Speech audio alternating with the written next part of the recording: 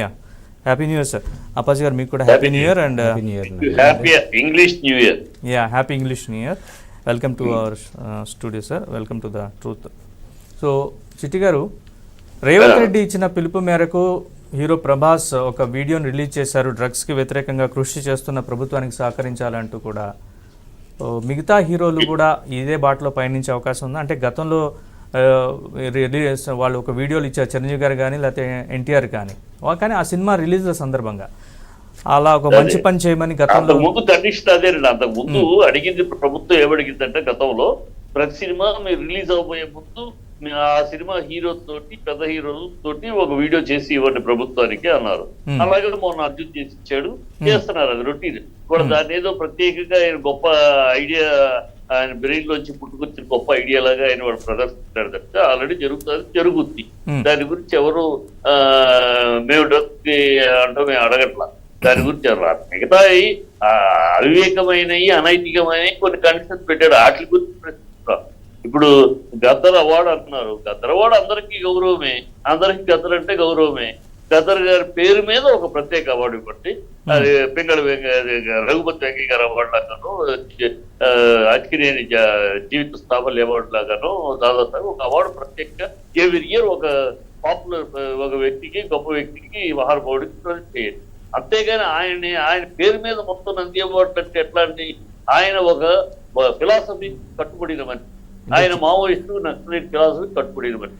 అందుకనే ఆయన తనకు నంది అవార్డు ఇస్తే నా ఫిలాసఫీ విరుద్ధం తీసుకోరన్నారు. మరి ఈయన ఫిలాసఫీకి విరుద్ధమైన మాలాంటి వాళ్ళు ఆయన పేరు మీద అవార్డు ఎలా తీసుకుంటాం? అంటే ఆయన పేరు మీద అవార్డు తీసుకోవాలంటే మేమన్నీ ఆ మావోయిస్టు కమ్యూనిస్ట్ నక్సలైట్ సపోర్ట్ సినిమాలు తీయాలా? So all these illogical. ఏదో నోటికి వచ్చింది ఆ రోజు అనేసాం కనుక దాన్ని కట్టుబడి మాట్లాడటం తప్పింది. ఆయన కన్నా ఎక్కువ గౌరవం ఉంది.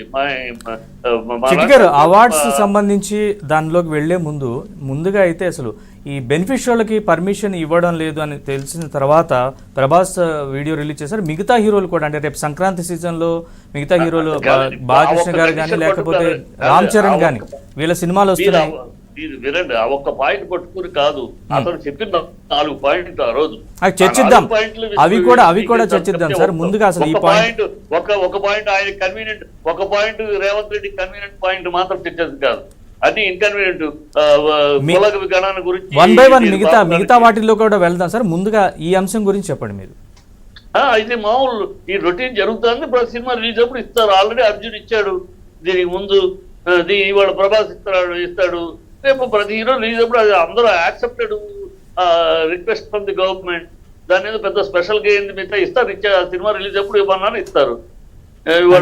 గతంలో బెనిఫిషియర్లకు సంబంధించిన ఇష్యూ లేదు కదా. సంధ్యా థియేటర్ ఈ ఘటన తర్వాత బెనిఫిషియర్లకి పర్మిషన్ ఇవ్వమని తేల్చి చెప్పారు కదా. ఆ నేపథ్యంలో కదా ఈ చర్చ వచ్చింది. ఇప్పుడు తేల్చి చెప్పినా డ్రగ్స్ మీద ఇవ్వటానికి ఎవరు వెనకాడలేదు, ఎవరు చెయ్యాలా వద్దా అని మీమాంస లేదు. డ్రగ్స్ మీద సామాజిక స్పృహ చేయటానికి అందరూ సిద్ధంగా ఉన్నారు.